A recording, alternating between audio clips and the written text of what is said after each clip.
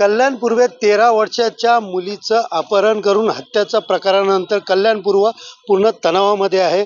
मी सध्या हे कल्याण कोळशेवाडी परिसरात आणि आपण पाहू शकता या ठिकाणी मोठ्या प्रमाणात पोलीस एकत्र आलेले आहेत। एकंदरीत शहरभरामध्ये काल झालेल्या घटनेचा निषेध करत तणावाचं वातावरण असून सगळेच राजकीय पक्ष त्याचबरोबर स्थानिक नागरिकांनी पोलिसांना या ठिकाणी मुख्य आरोपीला अटक करा अशी मागणी घेत या ठिकाणी आंदोलनाचा इशारा दिला होता व त्यानंतर कुठलाही अनुचित प्रकार घडू नये यासाठी पोलिसांनी मोठा फौजफाटा जो आहे तो कल्याण पूर्व परिसरामध्ये तैनात करण्यात आलेला आहे। प्रत्येक चौकात पोलिसांची टीम जी आहे ती मोठ्या प्रमाणात या ठिकाणी उभी असलेले दिसून येतात। एकंदरीत या प्रकरणामध्ये एक आरोपीला कल्याण कोळशेवाडी पोलिसांनी अटक केलेली आहे, मात्र अजून एक मुख्य आरोपी विशाल गवळी अजूनही या गुन्ह्यामधनं फरार आहे। त्याच्या शोधासाठी 6 वेगवेगळ्या टीम ज्या आहेत त्या पोलिसाच्या कार्यरत करण्यात आलेल्या आहेत। त्याचा शोध जो आहे त्या 6 पोलिसांची टीमकडनं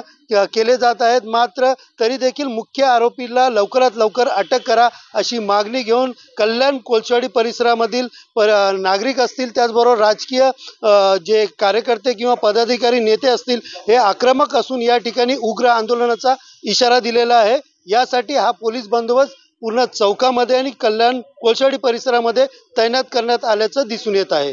सुनील जाधव, TV9 मराठी, कल्याण।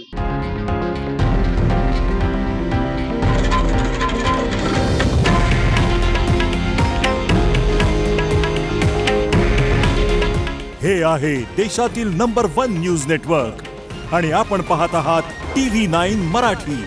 काळजी तुमची, हित महाराष्ट्राचं।